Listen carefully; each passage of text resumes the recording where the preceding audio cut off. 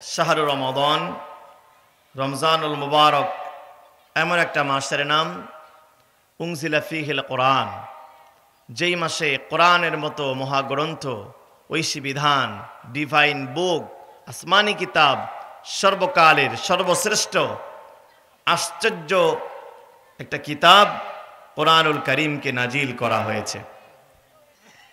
আমার ভাইরা, আল্লাহ বলেন হুদাল্লিন নাস, কোরআনটা হচ্ছে মানবতার জন্য হেদায়েতের সর্বশেষ গাইডলাইন। অবায়্যিনাতিম মিনাল হুদা ওয়াল ফুরকান, এই কোরআনে রয়েছে মানুষের জন্য হেদায়েত এবং সত্য মিথ্যার নিরূপণকারী। কোরআনটা হচ্ছে সত্য মিথ্যার একটা মানদণ্ড স্থাপনকারী। ওটা হচ্ছে আর আয়াতের সরল অনুবাদ। আমরা এই আয়াত থেকে রমজানুল মুবারকের গুরুত্ব, ফজিলত, যেহেতু Ramzan is knocking at the door, Ramzan আমাদের একদম সন্নিকটবর্তী, রমজানুল মুবারকের গুরুত্ব, ফজিলত, এর করণীয়, বর্জনীয়, প্রস্তুতি, যাবতীয় বিষয়গুলো জানা দরকার আছে না নাই? আমার ভাইরা, এজন্য রমজানুল মুবারক শব্দটাই যদি আমরা একটু জানি, র মিম দদ আলিফ নুন, ওলামায়ে কেরাম এটার ব্যাখ্যা করেছেন রতে রহমত। পুরা মাস ব্যাপী আল্লাহ রাব্বুল আলামিন তামাম বিশ্বের অগণিত মুসলিম তাওহীদি জনতা, মুসলিম অমুসলিম নির্বিশেষে পুরা মানবতার জন্য আল্লাহ অসংখ্য অগণিত রহমত নাজিল করবেন। মিমতে মাগফিরাতুল্লাহ, আল্লাহ রাব্বুল আলামিন অজস্র আনকাউন্টেবল অগণিত মানুষকে আল্লাহ রাব্বুল আলামিন এই মাসে মাফ করবেন। দাতে জিম্মাতুল্লাহ, জিম্মাদার হয়ে যাওয়া, যারা রোজা রাখবে রমজানুল মুবারকে, যারা পুরা মাস ব্যাপী সিয়াম সাধনায় যারা রত থাকবে, আল্লাহ রাব্বুল আলামিন সকলের জিম্মাদার হয়ে যাবেন। আলিফতে উলফাতুল্লাহ, উলফা মানে ভালোবাসা, যারা নাকি রোজা রাখবে তারাবি, সিহারি, ইফতার, দান, সাদাকা, কোরআন তেলাওয়াত, তাসবিহ, তাহলিল ইত্যাদির মধ্যে পুরা মাসটাকে এনজয় করবে, পুরা মাসটাকে পালন করবে, আল্লাহ তাদেরকে ভালোবাসবেন। নুনতে নিয়ামাতুল্লাহ, আল্লাহ রাব্বুল আলামিন এই মাস ব্যাপী অগণিত নিয়ামত, বরকত আল্লাহ মুসলমানদের উপরে নাজিল করবেন। রতে রহমাতুল্লাহ, মিমতে মাগফিরাতুল্লাহ, দতে জিম্মাতুল্লাহ, আলিফতে উলফাতুল্লাহ আর নুনতে নিয়ামাতুল্লাহ। মনে থাকবে মুসলমান? রমাদান আরবি শব্দ রমদুন থেকে এসেছে। এখানে অনেক ওলামায়ে কেরাম রয়েছেন। আমি উস্তাদের নাম শুনলাম, সিরাজি হুজুরের অনেক সুনাম সুখ্যাত এখানে আছে। রমাদান, রমদুন মানে জ্বালিয়ে দেওয়া, পুড়িয়ে দেওয়া, সারখার করে দেওয়া। রমজান এসে পৃথিবীর সমস্ত রকমের পাপ, পঙ্কিলতা, খুন খারাবি, ধর্ষণ, রাহাজানি ইত্যাদি সমস্ত পাপ পঙ্কিলতা মুক্ত একটা সাম্য, ন্যায়, কল্যাণ এবং মানবিক রাষ্ট্র গঠন করার জন্য রমজানুল মুবারক আগমন করবে। বলেন সুবহানাল্লাহ। আপনারা সবাই দেখেছেন সাম্প্রতিক সময়ে ইন্টারিম গভর্নমেন্টের সময়ে বাংলাদেশের বিভিন্ন রাস্তাঘাটে, বিভিন্ন এলাকায় খুন খারাবি, চোর ডাকাতি হচ্ছে। কথা বলেন ঠিক কিনা? আজকে নতুন করে আবার মানুষ সেই আবার একটা ভয়ের রাজ্যে বসবাস করার মতো অবস্থা সৃষ্টি হয়েছে। রমজানুল মুবারক আসার মাধ্যমে আমরা বিশ্বাস করি আল্লাহ রাব্বুল আলামিন বাংলাদেশকে একটা নিরাপত্তার দেশে পরিণত করবেন। বলেন আল্লাহুম্মা আমিন। আমার ভাইরা, আসুন রমজানুল মুবারককে সামনে রেখে আমাদের কি প্রস্তুতি আর আল্লাহর কি প্রস্তুতি। রমজানুল মুবারক আসার কারণে আমরা বেশি করে পেঁয়াজ রসুন কিনে রাখতেছি। এরকম লোক আছে না নাই? অনেকে মসুর ডাল কিনছেন, ছোলা বুট কিনছেন, কেউ বা আগে চিনি কিনে রাখছেন যদি কিনা আবার দাম বাড়ে, সয়াবিন তেল কিনছেন। এরপরে অনেকে আবার রমজানের 10 তারিখের মধ্যে কেনাকাটাও করে ফেলবেন। আবার যারা ফিল্ম ইন্ডাস্ট্রির মালিক, যারা সিনেমা বানায়, ওরা আবার পুরা মাস ব্যাপী কোন নায়িকাকে কার সাথে সেট করলেই নাটকটা ভালো চলবে, তারা এগুলো নিয়ে ব্যস্ত। আবার যারা সিনেমা তৈরি করে কোন গল্পটা কোথায় শুটিং করলে, কোথায় সেট করলে দর্শক বেশি গিলবে, এগুলো তারা সেট করে।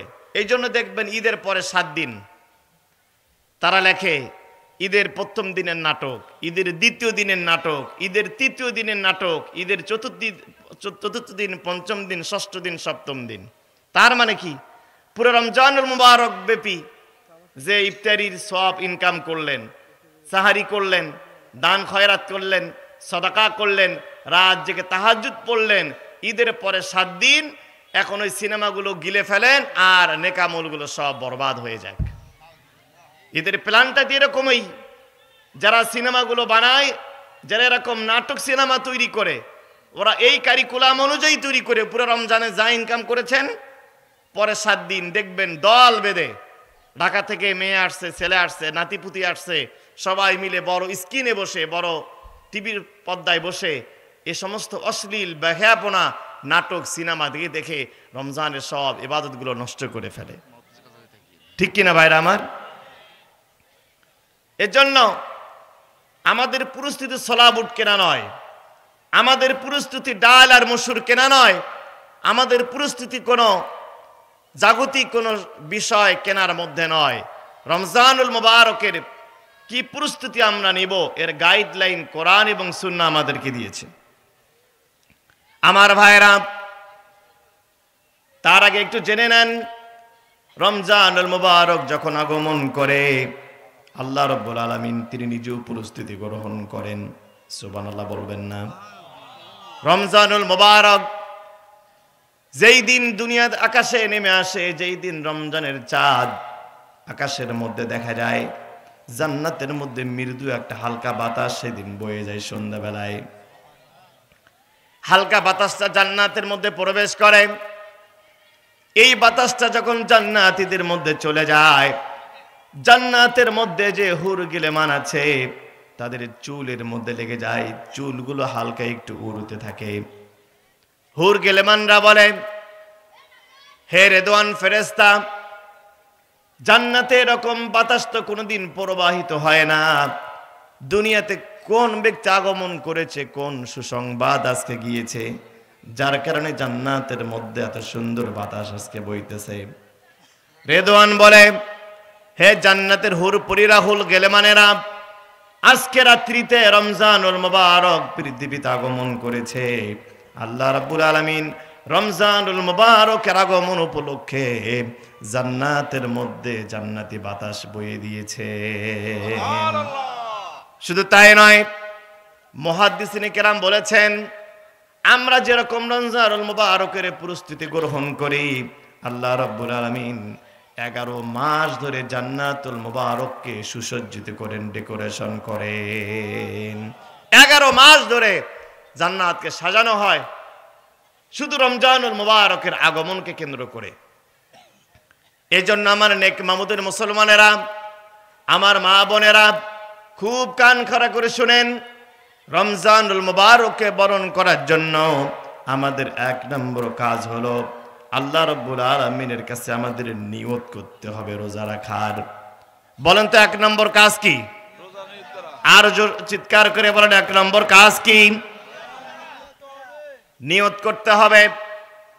বুখারী শরীফের প্রথমে যে হাদিসটা নিয়ে আসা হয়েছে, রাসূল বলেছেন, ইন্নামাল আমালু বিন্নিয়াত। আল্লাহর কোন বান্দা আজকে যদি রমজানে রোজা রাখার নিয়ত করে, বিশ্বাস করেন ওই লোকটা যদি কোনো কারণে অসুস্থ হয়ে যায়, রোজা রাখতে নাও পারে, নিয়ত করার কারণে আল্লাহ রাব্বুল আলামিন তাদেরকে পুরো রমজানের সওয়াব তার আমলনামায় দান করবেন। এবার বলেন তো, রমজানের নিয়ত করা দরকার আছে না নাই? আরো জোরে বলেন, দরকার আছে না নাই? কারা কারা নিয়ত করবেন না হাত তোলেন তো দেখি।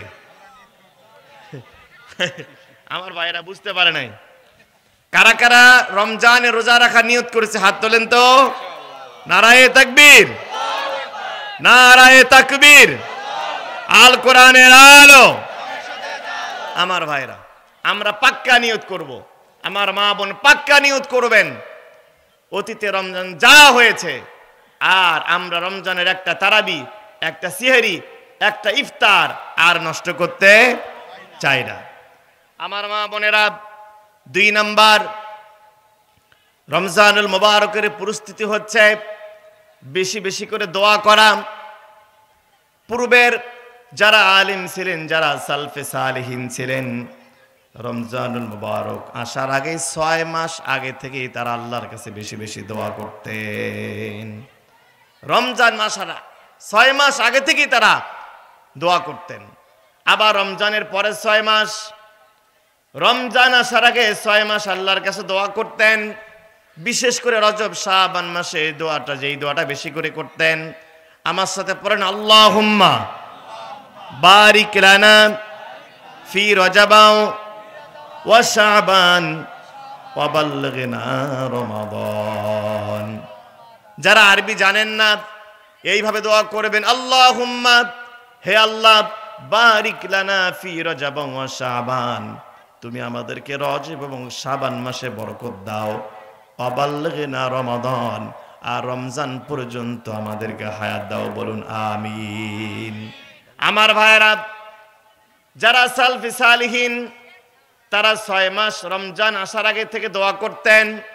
আবার পরের 6 মাস রমজানের তারাবি, সেহারি, ইফতার, দান সদকা, কোরআন তেলাওয়াত কবুল হলো কিনা, এই জন্য পরের 6 মাস আবার তারা আল্লাহর কাছে কান্নাকাটি করতেন। 1 বছরকে ভাগ করে নিতেন। রমজান আসার আগে 6 মাস রমজানকে পাওয়ার জন্য তারা রোনাজারি করতেন, আল্লাহর কাছে কান্নাকাটি করতেন। আর পরের 6 মাস আমার রমজান রোজা কবুল হলো কিনা, আমার তারাবি, সিহারি, ইফতার কবুল হলো কিনা, এগুলোর জন্য কান্নাকাটি করতেন। এই জন্য আল্লাহ শিখিয়েছেন, আল্লাহ পাক বলেন, ওয়াইদা সাআলাকা ইবাদি আন্নি ফাইন্নী করিব। মদিনায় যাওয়ারও 2 বছর পরে রোজা ফরজ হলো। রাসূল রমজান পেয়েছেন মাত্র 8টা। কয়টা রমজান পেয়েছেন? 8টা, মানে 8টা রমজানে 8 বছর 8 মাস, অর্থাৎ 8 বার রমজান পেয়েছেন। অনেক সাহাবী মাত্র জীবনে 1 বার রমজান পেয়েছেন। 1 বার রমজান পাওয়ার কারণেই রমজানের প্র্যাকটিস, রমজানের অনুশীলন, রমজানের ত্যাগ, রমজানের শিক্ষা নিয়ে এমন জীবন তারা গড়ে তুলেছেন, তারা জান্নাতি হয়ে গিয়েছেন। এই জন্য ভাই, বেশি লাগে না। যদি একটা রমজান 50 বছর, তো এত সময় লাগার কথা না একটা মানুষ পরিবর্তন হওয়ার জন্য। আচ্ছা বলেন তো, এখানে যে লোকগুলো আমরা আছি, আমরা কেউ মানুষ হত্যা করার মতো কোনো অপরাধ আমরা কেউ এখানে করেছি? এত বড় অপরাধী আমরা নাই এখানে। আমরা এমন কোনো অপরাধী নাই যা আমরা দুর্নীতির সাথে জড়িত, এরকম অপরাধী মানুষ খুব কম আছে। তাহলে দেখা যাবে আমরা দৈনন্দিন জীবনে গুনাহ করি, হয়তো আমরা মিথ্যা কথা বলি, হয়তো আমরা গীবত করি, হয়তো বা পরনিন্দা করি, হয়তো বা নামাজ কাজা করি। হিসাব করে দেখবেন, খাতা কলম নিয়ে আমরা যে গুনাহের কাজগুলো করি, 10 থেকে 15টার বেশি কিন্তু গুনাহ আমরা দৈনন্দিন জীবনে করি না। আমার কথা মানে আপনারা বুঝতে পারতেছেন না? কথা কি বুঝতেছেন ভাই? তাহলে যদি যিনি 50 বছর থেকে রোজা রাখতেছেন, তিনি যদি এক রমজানে একটা করে গুনার কাজ বাদ দিতেন, তাহলে 50 বছর পরে এসে তার জীবনে গুনাহ বলতে কিছু থাকতো? কথা বোঝেন নাই মনে হয়। যদি একটা রমজানে, আমি এই রমজানে মিথ্যা কথা বাদ দিয়েছি, তারপরে রমজানে আমি নামাজ কাজা বাদ দিয়েছি, তারপরে রমজানে বিড়ি খাওয়া বাদ দিয়েছি, 30টা রমজান যদি মানুষ 30টা রমজানে শুধু 30টা গুনাহ বাদ দিত, একটা মানুষ নিষ্পাপ জান্নাতি মানুষে পরিণত হতো। রমজান আসে যায়, হুজুরের বয়ান শুরু হয় শেষ হয়, সবে কদর আসে যায়, সবে বরাত আসে আর যায়, এরপরে ঈদ আসে আর যায়, কোরবানি আসে আর যায়, আমাদের জীবনের কোনো পরিবর্তন। আচ্ছা দেন দেন ঘোষণা দেন দেন। সংগ্রামী মুসলিম তাওহীদি জনতা, আমাদের মাঝে আসন গ্রহণ করবেন আজকের ঐতিহাসিক তাফসীরুল কোরআন মাহফিলের প্রধান অতিথি, হাজারো যুবকের আইডল, জননন্দিত নেতা, জনাব বজলুর রশিদ মুকুল ভাই আমাদের মাঝে আসন গ্রহণ করবেন। তাম্বুলপুর ইউনিয়নের নবনির্বাচিত বাংলাদেশ জাতীয়তাবাদী দলের সভাপতি সাবেক ইউপি সদস্য জনাব আহমদ আলী ভাই। সম্মানিত উপস্থিতি, আমাদের দ্বিতীয় বক্তা ইনশাআল্লাহ বক্তব্য দিচ্ছেন। চমৎকার লাগছে না? এখনো যে সমস্ত তাওহীদি মুসলিম জনতা আপনারা দূর থেকে শুনছেন, আমাদেরকে মঞ্চে এসে শোনার জন্য বিনীত অনুরোধ করছি। আমার ভাইরা এদিকে আমার দিকে দেখেন, আমি বলছিলাম এক একটা রমজানে যদি আমরা এক একটা গুনাহ বাদ দিতাম, অন্তত 30 বছরে 30টা গুনাহ জীবন থেকে বিদায় হওয়ার পর আমাদের জীবনে গুনাহ করার মতো কোনো গুনাহ থাকতো না। এটা আবার মনে করেন না হুজুর তাহলে 1 বছর পর পর একটা গুনাহ বাদ দিব। আমি কি এটা বুঝাইলাম? আমি বললাম যিনি 30 বছর রোজা রাখতেছেন তিনি 30 বছরে এক একটা রমজানে এক একটা গুনাহ বাদ দিলে ওই লোকটা দুনিয়াতে একটা জান্নাতি মানুষ হয়ে যেত। আমার ভাইরা, আমি ব্যক্তিগত কথা বলি, এই রমজানের আগের রমজান আমি নিজেই একটা বদ অভ্যাস ছিল, যদি এটা বদ অভ্যাস নয়, চা খাইতাম বেশি। খতমে তারাবি যারা পড়ে, যারা হাফেজ সাহেব মানুষ, তাদের চা বেশি খেতে হয়, গলা শুকিয়ে আসে। তো নিয়ত করেছিলাম দেখে একটু ট্রাই করে দেখি, পুরা রমজানে একটা চাও খাই নেই। আলহামদুলিল্লাহ পেরেছি। বিশ্বাস করেন ভাই, আমি নেক মামুদের চ্যালেঞ্জ করে বলতে পারি আমার যে সমস্ত যুবক ভাইরা ধূমপান করার মতো বদ অভ্যাস আছে, আপনি কি প্ল্যান করতে পারেন না যে হুজুর আমি ওয়াদা করছি, আমি নিয়ত করছি, স্ট্রং ডিটারমাইন্ডেড হচ্ছি, আমার জীবনে যে বদ অভ্যাসগুলো আছে আমি চেষ্টা করব অন্তত এই রমজানে অন্তত 10টা বড় বড় পাপ আমার জীবন থেকে মুছে ফেল দেব। এরকম কি নিয়ত করা যাবে ইনশাআল্লাহ? আসুন না সেই নিয়তগুলো আমরা করি আমার ভাইরা।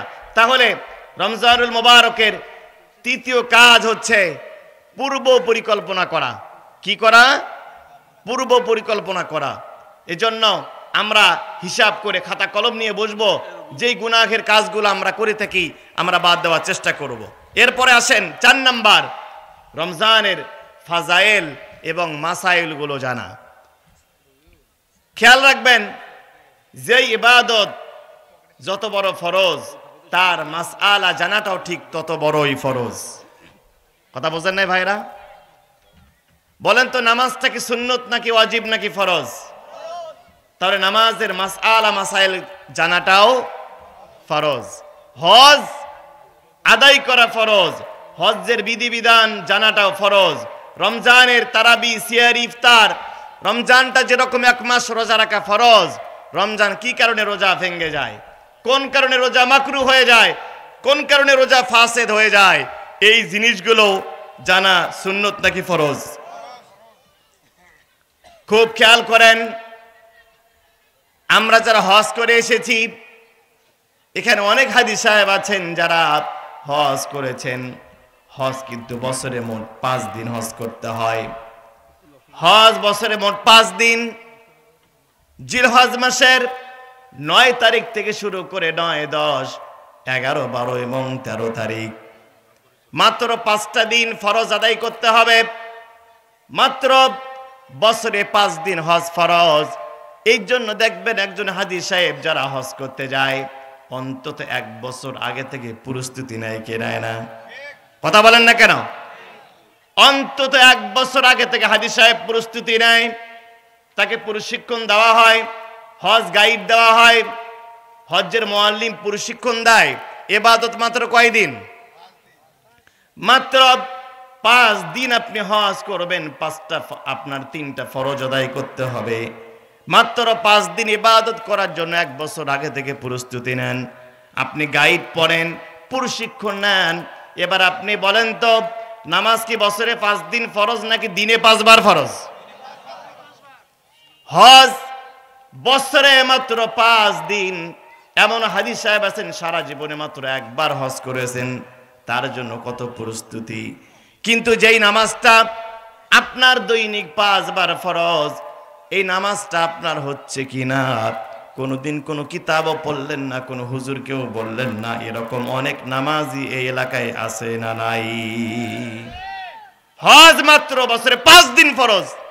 আগে থেকেই কত প্রস্তুতি, এহরামের কাপড় কিনে রাখছেন, আপনি মেয়ের হক বুঝিয়ে দিয়েছেন, ছেলের হক বুঝিয়ে দিয়েছেন, আত্মীয়র কাছে দোয়া নিয়েছেন, গরু জবাই করে গ্রামবাসীকে খাওয়াইয়েছেন মাত্র 5 দিন। কিন্তু যেই নামাজটা আপনাকে দৈনিক 5 বার আদায় করতে হয়, 1 রাকাত নামাজেই 13টা ফরজ, পুরা হজ্জে মাত্র 3টা ফরজ, আর 1 রাকাত নামাজেই 13টা ফরজ।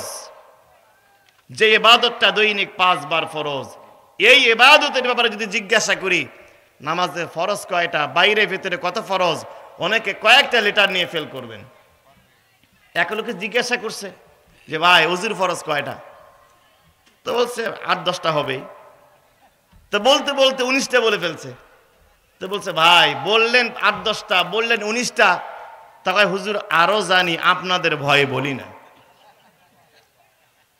বিশ্বাস করেন মুসলমান, অনেক মুসলমান এখানে আছেন, নামাজি মুসলমান আছেন, কি কি কারণে গোসলটা ফরজ হয় এটা অনেকে জানে না।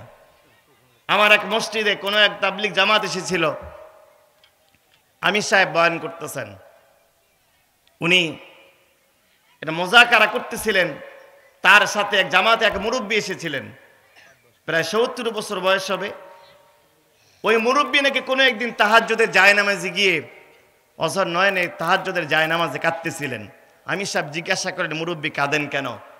মুরব্বী বলছে তাবলিগ জামাতে আসার আগেই আমি জানতাম না কি কি কারণে গোসল ফরজ হয়ে যায়, অথচ আমি 50 বছর থেকে নামাজ পড়ি। একটু চিন্তা করেন তো ভাই, যদি গোসলের ফরজ 3টা আপনি না জানেন, আচ্ছা বলেন তো গোসল আগে নাকি অজু আগে? গোসল আগে, তারপর অজু, তারপরে নাকি নামাজ? কথা বলেন ঠিক কি না? আচ্ছা বলেন তো বিবাহ আগে নাকি সন্তান আগে? বিবাহ আগে। সবাই কথা বলে না।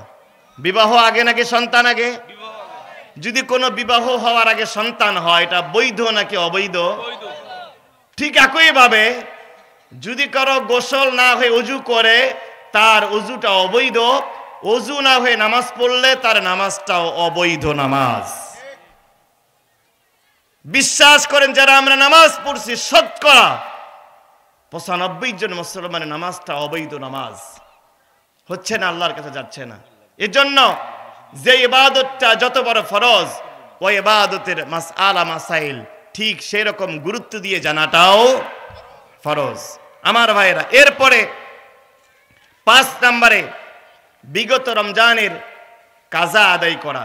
বিশেষ করে আমার মহিলা মা বোন যারা আছেন, মহিলা মা বোনদের রমজান মাসে তারা অসুস্থ থাকেন, 5 দিন 7 দিন 10 দিন অসুস্থ থাকেন, যে রমজানের কাজাটা হয়ে যায়, এই কাজা তাদেরকে পরে রমজান আসার আগেই আদায় করতে হবে। অথবা যদি কোনো পুরুষ মানুষ রমজান নষ্ট হয়ে থাকে, পরে রমজান আসার আগেই কাজা করতে হবে। আমার মহিলা মা বোনদের আবার মারাত্মক রকমের অভ্যাস আছে।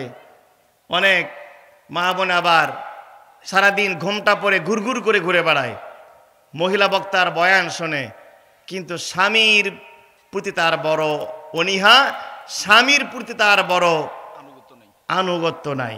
এরকম মহিলা আছে না নাই? আর আমার মহিলা মা বোনকে বলতে চাই, বিশ্বাস করেন মহিলা মা বোনেরা, মহিলা মা বোনদের সব থেকে বড় পীর হচ্ছে তার স্বামী। বলেন তো মহিলাদের সব থেকে বড় পীর কে? আমার মাকে বলতে চাই, আপনার স্বামী কালো হোক, আপনার স্বামী মূর্খ হোক, আপনার স্বামী জয় হোক না কেন, আমি ইসলামী বিশ্ববিদ্যালয়ে পড়াশোনা করেছি, বিশ্ববিদ্যালয়ের সম্ভবত অ্যাকাউন্টিং ডিপার্টমেন্টের একজন ম্যাডাম ছিলেন, যিনি ডিপার্টমেন্টের লেকচারার, তার স্বামী প্রাইমারি স্কুলের শিক্ষক। কিচ্ছু করার নেই, ওই স্বামীকে ভাত রান্না করে তারপরে তিনি বিশ্ববিদ্যালয়ে আসেন। হুকুমটা কার? কথা বলেন। সারা জীবন মহিলা বয়ান শুনলেন, সারা জীবন তাহাজ্জুদ পড়লেন, মারা গেছেন। স্বামী যদি বলে আমার স্ত্রীর উপর আমি অসন্তুষ্ট ছিলাম, আল্লাহর কসম আপনাকে জাহান্নামে যেতে হবে। আপনার জান্নাত কোনো মহিলা বক্তার বয়ানের মধ্যে না, তাফসীর মাহফিলে নেই। আপনার জান্নাত তাফসীর মাহফিলে নাই। আপনার জান্নাত খুঁজতে হবে আপনার স্বামীর আনুগত্যের মধ্যেই। কথা বলেন ঠিক কিনা? এজন্য যাদের রমজানে রোজা কাজা হয়েছে, এই আগামী রমজান আসার আগেই কাজাগুলো আদায় করতে হবে আমার ভাইরা। এরপরে 6 নম্বরে দাওয়া ইলাল্লাহর কাজ করা। রমজানের আগমন উপলক্ষে র্যালি করা, সমাবেশ করা, মিছিল করা, এগুলো করা দরকার আছে না নাই? আবার বিগত স্বৈরাচারের আমলে এই কাজগুলো আমাদের করতে দেওয়া হয় নাই। আমরা যে কোনো ধরনের প্রোগ্রাম করতে গেছি জঙ্গিবাদের নাটক তৈরি করা হয়েছিল। কথা বলেন ঠিক কি না? আমরা এই তারুণ্যের বাংলাদেশে, শহীদ আবু সাঈদের মুগ্ধের বাংলাদেশে, বৈষম্য বিরোধী ছাত্র আন্দোলনের বাংলাদেশে আর কোন জঙ্গি নাটকের খেলা দেখতে চাই না। কথা বলেন ঠিক কি না? এজন্য রমজানের আগমন উপলক্ষে র্যালি হবে, মিছিল হবে, মিটিং হবে, প্রত্যেকটা গ্রামগঞ্জে, বাড়িতে, পাড়া মহল্লায় মানুষদেরকে রমজানের আগমনী বার্তা আমরা পৌঁছে দেব, বলেন ইনশাআল্লাহ। সম্প্রতি আপনারা জেনে অত্যন্ত কষ্ট পাবেন, রাখাল রাহা তথাকথিত একজন বুদ্ধিজীবী, তথাকথিত একজন লেখক, এনসিটিভির বোর্ডের অন্যতম একজন সদস্য, আমাদের যেই বই পুস্তকগুলো আমাদের সোনামণিরা পড়ে বড় হচ্ছে, যে সমস্ত বইগুলো ক্লাস 6 থেকে 10-এ পড়ানো হচ্ছে, এই সমস্ত বই যারা প্রণেতা তাদের মধ্যে অন্যতম একজন রাখাল রাহা, সাজ্জাদুর রহমান রাখাল রাহা, সে আমার প্রাণপ্রিয় রাসূল আর আল্লাহ তাআলাকে কটূক্তি করেছে। নাউজুবিল্লাহ বলবেন না? আমরা ইন্টারিম গভর্নমেন্টের কাছে বলতে চাই, কোন খুঁটির জোরে, কোন গোপন ইশারায় রাখাল রাহাকে এখনো বাংলাদেশে বহাল তবিয়তে রাখা হয়েছে? কোরআনের বক্তব্য হলো, আল্লাহ তাআলা বলছেন, যদি কেউ ঈমানদার অবস্থায়, ইসলাম ধর্ম থাকা অবস্থায় যদি কেউ আল্লাহ এবং তার রাসূলকে গালি দেয়, তার স্পষ্ট শাস্তি হচ্ছে তাকে মৃত্যুদণ্ড কার্যকর করতে হবে। কথা বলেন ঠিক কি না? এটা তাওহীদে মুসলমানের বাংলাদেশ, এটা 3.5 লক্ষ মসজিদের বাংলাদেশ, এটা শাহজালাল আর শাহ মখদুমের বাংলাদেশ, এটা অসংখ্য হাফিজিয়া মাদ্রাসার কোরআনের পাখিদের কোরআনের রক্তে ভেজা বাংলাদেশ।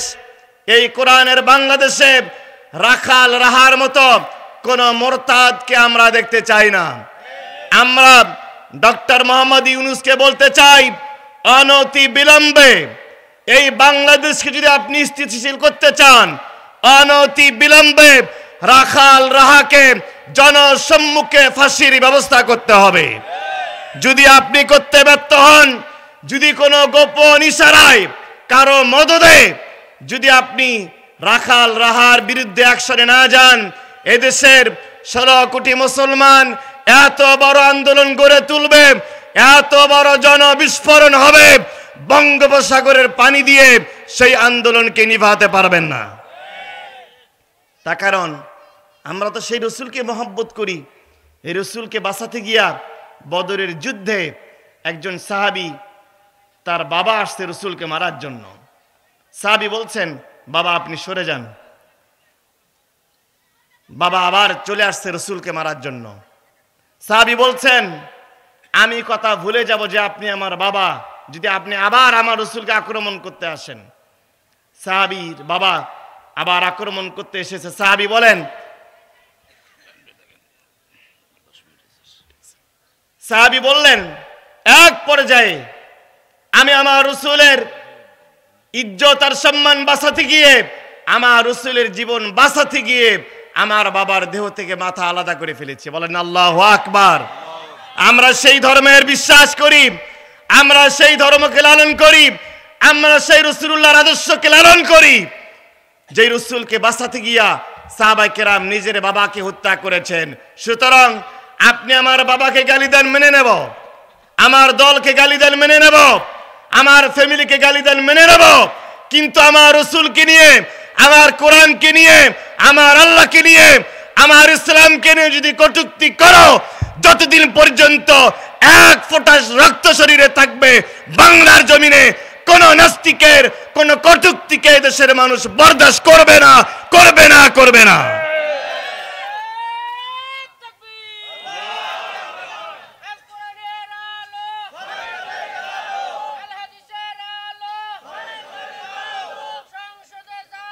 আমার ভাইরা, আমার সময় শেষ, আমি শেষ করে দিচ্ছি, যেহেতু প্রধান মেহমান আসবেন।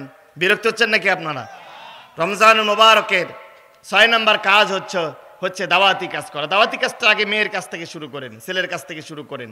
দেখবেন এই রমজানে অনেক মা সেহরি রান্না করতে ওঠেন, আস্তে আস্তে কাজ করেন, দরজা নাড়ায় না, আপনার থালা বাসনের বেশি শব্দ করে না। তার কারণ মেয়েটা যদি টের পায়, মেয়ের পরীক্ষা, মেয়েকে রোজা রাখতে দিলে মেয়ের চেহারা নষ্ট হবে, ছেলের চেহারা নষ্ট হবে, ছেলের রেজাল্ট খারাপ হবে, এমন ভয়ে মা আর বাবা সন্তানকে রোজা রাখতে দেয় না।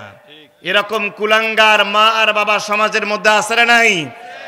আমার ওই সমস্ত মা আর বাবাকে বলতে চাই, বিশ্বাস করেন, যদি আপনার সন্তানকে রোজা থেকে, তারাবি থেকে, পরীক্ষার দোহাই দিয়ে, স্বাস্থ্য নষ্টের দোহাই দিয়ে যদি রমজান থেকে বিরত রাখেন, কিয়ামতের দিন আপনাকে জালিমের কাতারে দাঁড়াতে হবে। কথা বলেন ঠিক কিনা আমার ভাইরা? এরপরে 7 নম্বরে রমজানুল মুবারকের যে কাজ, সেটা হচ্ছে তওবা করতে হবে। তওবা করতে হবে কার কাছে? আল্লাহর কাছে। তওবা করে ফিরে আসতে হবে। এই তওবাটা হবে, তওবা অনেক গুরুত্বপূর্ণ একটা টার্মস। আমি সংক্ষেপে বলছি, এই তওবাটা আমরা অনেক সময় সালাম ফিরানোর পর আস্তাগফিরুল্লাহ পাঠ করি। পীরের দরবারে পীর সাহেবের পাগড়ি ধরে তওবা করে এসে উনি একবারে জান্নাতের 7 তলায় গিয়ে বসে থাকেন। আচ্ছা, তওবা করা নিয়ম কি এটাই? তওবা কিভাবে করবেন একটু খেয়াল করেন। তওবা আমাদের সময়ে যে তওবার বিধান আমরা পেয়েছি, এইটা অন্য নবীর সময় ছিল না।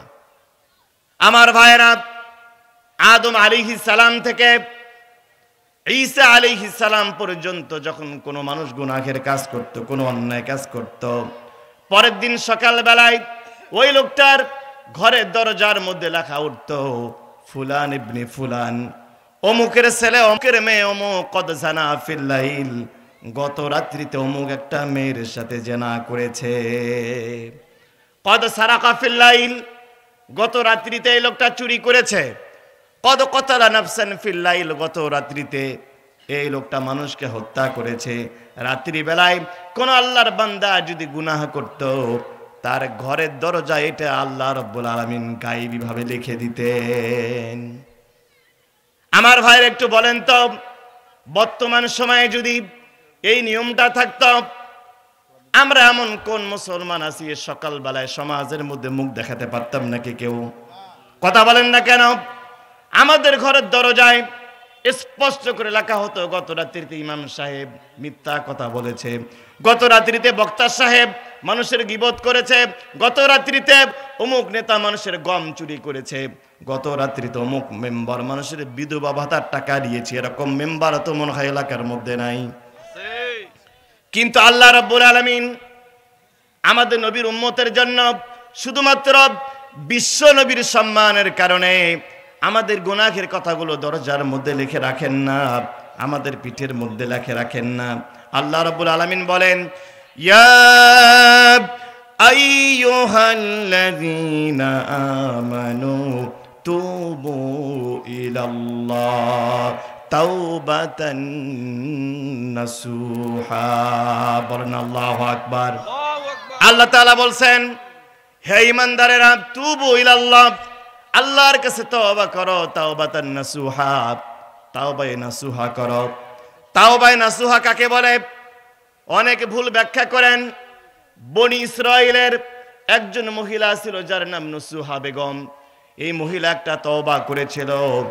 ওই মহিলার নামে আল্লাহ কোরআনে উল্লেখ করেছেন। সুবহানাল্লাহ বলবেন নাকি? অনেকে সুবহানাল্লাহ বলছে না, এটা ভুল রেওয়ায়েত। এই রেওয়ায়েতটা সঠিক নয়। সঠিক কোনটা? সঠিক হলো আন-নাসুহাতু আত-তাওবাতুল্লাতী তানসাহুত তাইবিন আয়াত তানসাহুল আবিদিন। তাওবায়ে নাসুহা কাকে বলে? মুফাসসির কিরাম ব্যাখ্যা করেছেন তাওবায়ে নাসুহা সেটাই বলে, আল্লাহর কোন বান্দা সাপোজ বিড়ি খাওয়া বাদ দিয়েছে, এই লোকটা আবার যখন বিড়ি খেতে যায়, তার বিবেক যখন তাকে বলে, আল্লাহর বান্দা তুমি না গতকাল হুজুরের কাছে তওবা করে চার বিড়ি খাবা না, এই বিবেক যখন তাকে বাধা দেয়, এই বাধা দেওয়ার নামটাই হলো তাওবায়ে নাসুহা। বুঝতে পেরেছেন? তাওবায়ে নাসুহা আল্লাহ করতে বলেছেন। তাওবায়ে নাসুহা কিভাবে করবেন?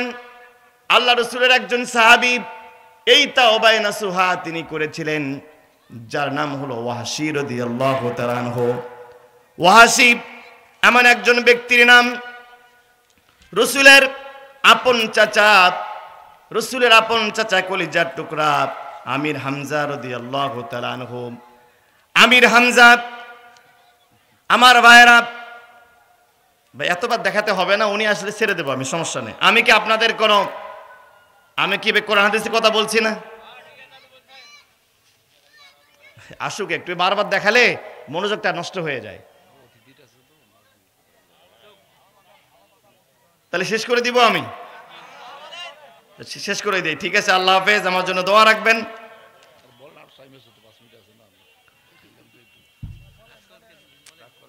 না না রাগ না তো ভাই, এটা তো আমাকে এক করতে হবে। আপনি বলছেন 10 মিনিটের কথা, 10 মিনিট আছে, আমি 10 মিনিটে শেষ করে দিব। আমাকে উঠেইছেন তো আপনারা 9:30টার পরে, তো অন্তত 1 ঘন্টা সময় না দিলে তো আমার সাথে আপনার হয়ে যাবে, এহসান হবে না।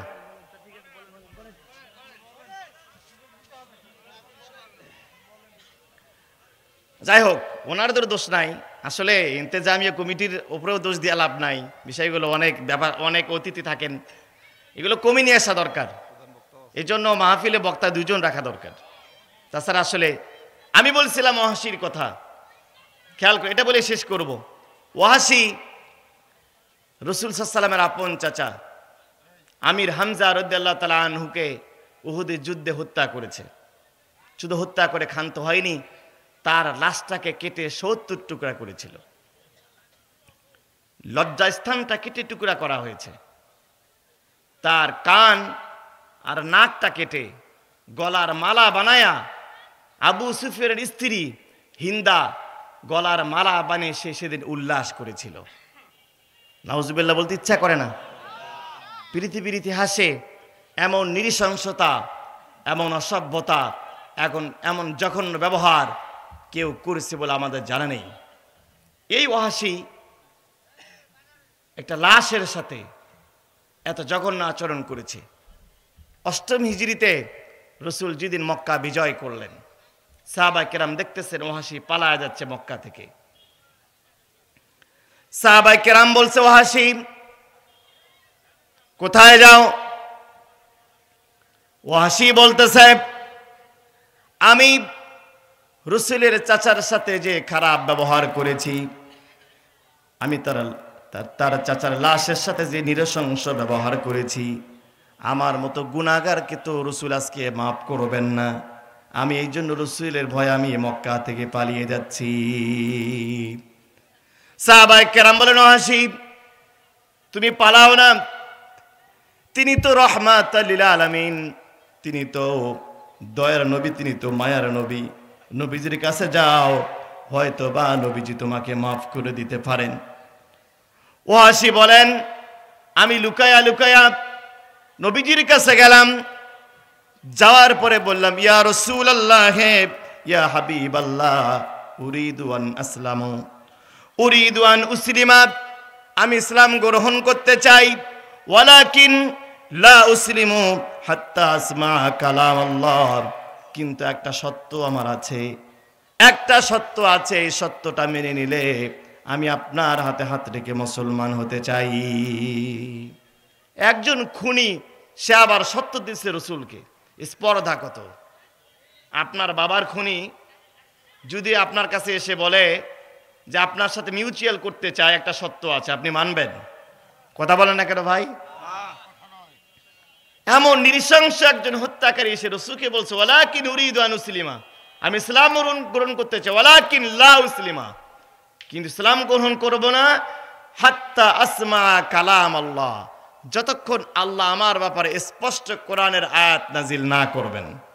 সুবহানাল্লাহ বলবেন না?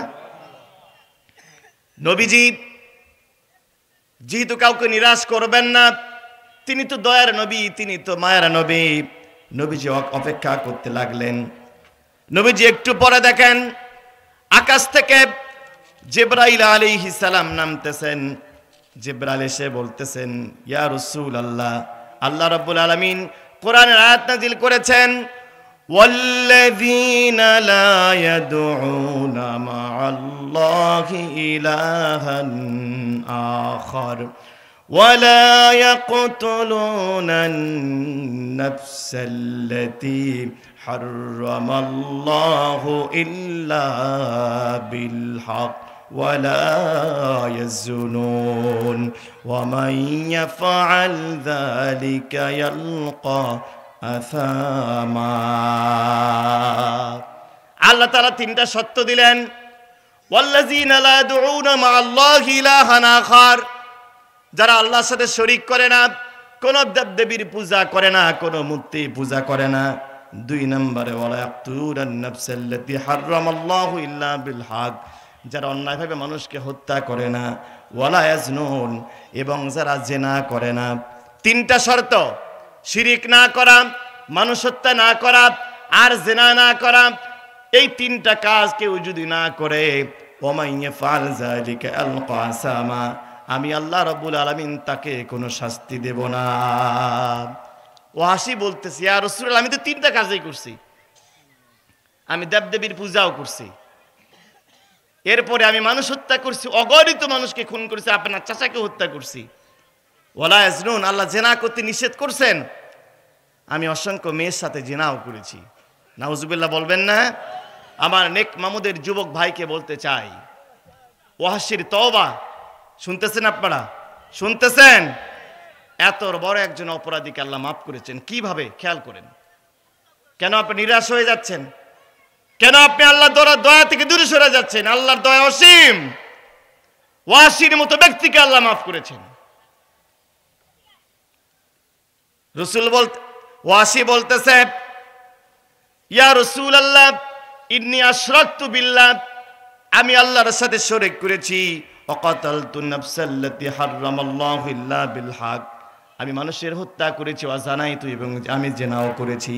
তাহলে কি আল্লাহ আমাকে ক্ষমা করবেন না?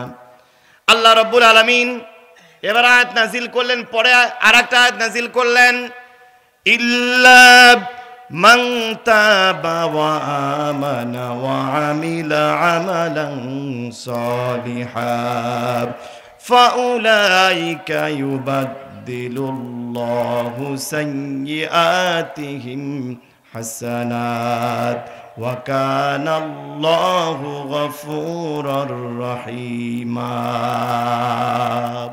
আল্লাহ বললেন, ইল্লা মান তাবা, তবে যদি কেউ তওবা করে, ওয়া আমানা, ঈমান আনে, ওয়া আমিলা আমালান সালিহা, ঈমান আনার পরে যদি ভালো কাজ করে, আল্লাহ রাব্বুল আলামিন ইউবাদদিলুল্লাহু সাইয়্যাতিহিম হাসানাত, তাহলে তার পূর্বের গুনাহগুলো আল্লাহ মাফ করে দিবেন।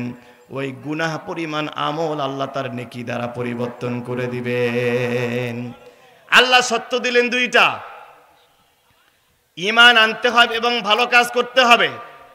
ওয়াসি বলতেছে, আমি তো ঈমান আনবো, ঈমান এনেছি, আমার কোনো সমস্যা নাই, কিন্তু ঈমান আনার পরে ভালো কাজ করার সময় যে আমি পাবো তার কি কোনো গ্যারান্টি আছে নাকি? কথা বলে না কেন? ওয়া আমানা ওয়া আমিলা আমালান সালিহা, ঈমান আনার পর 1 সেকেন্ড বাঁচবো, কোনো গ্যারান্টি আছে? তুই ইয়া রাসূলুল্লাহ, আমার সত্য আছে, আল্লাহকে গ্যারান্টি দেওয়া লাগবে তিনি আমাকে মাফ করবেন। সুবহানাল্লাহ বলবেন না? খুনি কেমন আল্লাহর কাছে দাবি করতেছে একজন খুনি হওয়ার পরেও, আর আল্লাহ রাব্বুল আলামিন তার দাবিগুলো মেনে নিচ্ছেন। আল্লাহ রাব্বুল আলামিন এবার আয়াত নাযিল করলেন। ওয়াসি বলতেছে, ইয়া রাসূলুল্লাহ, ইন্নী আরা ফীহি শারতুন ফাহুয়া আমালু সালিহ, আল্লাহ আমাকে সত্য দিয়েছেন ভালো কাজ করার জন্য, কিন্তু আমি মুসলমান হওয়ার পর আমি যে ভালো কাজ করতে পারবো তার কি কোনো গ্যারান্টি আছে নাকি? সুতরাং আল্লাহকে সত্য ছাড়া মাফ করতে হবে। বলেন না সুবহানাল্লাহ। আল্লাহ বারাত নাজিল করলেন, ইয়াগফিরু আন ইউশরাকা বিহি ওয়া ইয়াগফিরু মা দুনা যালিকা লিমান ইয়াশা ওয়া মান ইউশরিক বিল্লাহি ফাকাদ ইফতারা ইসমান আযীমা। আল্লাহ বলেন, ইন্নাল্লাহা লা ইয়াগফিরু, আমি আল্লাহ মাফ করব না, আইয়ুশরাকা বিহি, যারা শিরক করে, ওয়া ইয়াগফিরু মা দুনা যালিকা লিমান ইয়াশা, কিন্তু শিরক ছাড়া যত গুনাহ করুক না কেন আমি আল্লাহ তাকে মাফ করব। সুবহানাল্লাহ। লিমান ইয়াশা, আল্লাহ বলছেন যাকে খুশি মাফ করব। ওয়াসি বলতেছে, ইয়া রাসূলুল্লাহ ইন্নী আরা ফীহি শরতুন, এখানেও একটা আল্লাহ সত্য দিছে। আল্লাহ বলছেন লিমান ইয়াশা, আমি আল্লাহ যাকে খুশি মাফ করব, আল্লাহ মাফ করতে বাধ্য নন। কথা বোঝেন নাই? আল্লাহ বলছেন লিমান ইয়াশা, লিমা ইয়াশা, আমি বাধ্য নই, লিমান ইয়াশা। ইন্নী আরা ফীহি শরতুন, আমি এখানেও একটা সত্য দেখতে পাচ্ছি। আল্লাহ রাব্বুল আলামিন চূড়ান্ত আয়াত নাজিল করলেন, ওয়াহশীকে জানায় দিলেন। আল্লাহ রাব্বুল আলামিন বলেন, হে আমার হাবিব, ওয়াহশীকে জানায় দেন। আল্লাহ রাব্বুল আলামিন বলেন, কুল ইয়া ইবাদিয়াল্লাযীনা আসরাফু আলা আনফুসিহিম লা তাকনাতু মির রাহমাতিল্লাহ ইন্নাল্লাহা ইয়াগফিরুয যুনুবা জামিআ ইন্নাহু হুয়াল গফুরুর রহিম। আল্লাহ বলেন, কুল ইয়া ইবাদিয়াল্লাযীনা আসরাফু, আমার হাবিব, আমার হতাশাগ্রস্ত ওয়াসির মতো যারা পেরেশান হয়ে গেছে, পাপ করার পরে পেরেশান হয়ে গেছে, তাদেরকে বলে দেন, লা তাকনাতু মির রাহমাতিল্লাহ, আমার বান্দা নিরাশ হয়ো না, আমার দয়া থেকে, আমার মায়া থেকে নিরাশ হয়ো না। ইন্নাল্লাহা ইয়াগফিরুয যুনুবা জামিআ, আল্লাহ সমস্ত গুনাহ মাফ করে দিবেন। তাহলে তওবা করলে, ওয়াসির মতো ব্যক্তিকে আল্লাহ মাফ করলে আমাদেরকে মাফ করতে পারেন কি পারেন না? তওবা করার সত্য হলো, খেয়াল করেন, 1 নাম্বার, নারায়ে তাকবীর, প্রধান বক্তার আগমন। আজকের মাহফিলের পক্ষ থেকে, নেক মাহমুদের পক্ষ থেকে মুফতি শাহ আব্দুল আলিম জামালির আগমন। পীরগাছাবাসীর পক্ষ থেকে নারায়ে তাকবীর। ভাইরা আমার, শেষ করে দিচ্ছি। তওবা করার জন্য 6টা সত্য, খুব খেয়াল করে শোনেন। 1 নাম্বার হচ্ছে আল ইকরার, গুনাহটা যে করেছেন স্বীকার করতে হবে কার কাছে? 2 নাম্বার আল ইখলাউ আনিল মাসিয়া, যে গুনাহটা করেছেন এই গুনার কাছ থেকে ফিরে আসতে হবে। যা করেছেন stop here, close here, at a glance, ওই মুহূর্তে গুনাহটা একদম ওই জায়গায় বন্ধ, আর করা যাবে না। 3 নাম্বার আন নাদামা, গুনাহ করার পর লজ্জিত হতে হবে, আল্লাহর কাছে লজ্জিত হওয়া, সেজদায় পড়ে কান্নাকাটি করা। আল্লাহ, গুনাহ করেছি, বুঝতে পারি নাই, জেনা করেছি, বুঝতে পারি নাই, গীবত করেছি, বুঝতে পারি না, লজ্জিত হয়ে যাওয়া।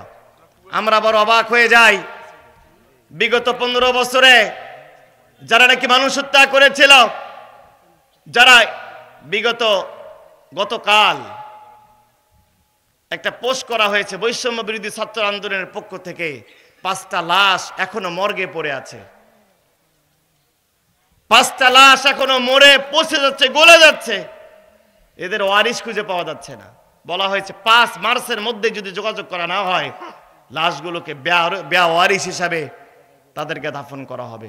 লজ্জিত হওয়া, যারা বিগত সময় 15 বছর হত্যা করলো, মানুষকে নির্যাতন করলো, লজ্জিত হওয়া দূরের কথা, এরা এখনো বুক ফুলিয়ে সমাজে চলাফেরা করছে। কথা বলেন ঠিক কিনা? কামরুল ইসলামের মতো একজন ব্যক্তি, বিগত সময়ের আইনমন্ত্রী, সে বলে আমাকে 2 তলার কথা বলে 4 তলায় উঠান কেন? আমরা বলি, আমরা তো বিগত সময় দেখেছিলাম মামুনুল হকের মতো একজন ব্যক্তির আপনারা কোমরের মধ্যে রশি লাগিয়েছিলেন। রফিকুল ইসলাম মাদানির মতো একজন আলেমকে উলঙ্গ করে জেলখানায় রেখে দিয়েছিলেন। আমরা ভুলে যাই নাই। লজ্জিত হওয়া 3 নম্বরে। 4 নম্বর হচ্ছে যে গুনাহটা করেছেন এই গুনাহের কাছ থেকে একদম ফিরে আসা। 5 নম্বরে যদি কারো হক নষ্ট করে থাকেন সেই হকটা ফেরত দেওয়া। যদি কারো গীবত করে থাকেন পা ধরে মাপ চাওয়া। মা বাবার কাছ থেকে অন্যায় করে থাকলে মা বাবার কাছে মাপ চাওয়া। বিধবা ভাতার জন্য টাকা নিয়ে থাকলে ওই বিধবা মহিলার ঘরে টাকা পৌঁছে দেওয়া। ভিজিএফ কার্ডের নামে বিভিন্ন রকমের সরকারি টাকা যারা আত্মসাৎ করেছেন 16 কোটি মানুষের কাছে ফিরিয়ে দেওয়া। মনে রাখবেন 16 কোটি মানুষের কাছে ফিরিয়ে দিতে না পারলে ওই তওবা আল্লাহ কবুল করবেন না। আগে 16 কোটি মানুষের কাছে মাপ চাইতে হবে। সর্বশেষ আস্তাগফিরুল্লাহ বলা। আস্তাগফিরুল্লাহ কয় নম্বরে? 6 নম্বরে গিয়ে বলা। তার আগে 5টা কাজ করতে হবে, তবে আস্তাগফিরুল্লাহ আল্লাহ কবুল করবেন। কথা বলেন ঠিক কিনা?